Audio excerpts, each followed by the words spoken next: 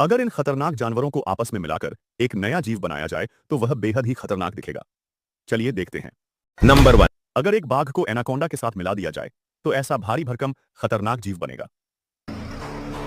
Number 2। पांडा को मगरमच्छ के साथ मिला दिया जाए तो ऐसा हाइब्रिड जीव बनेगा।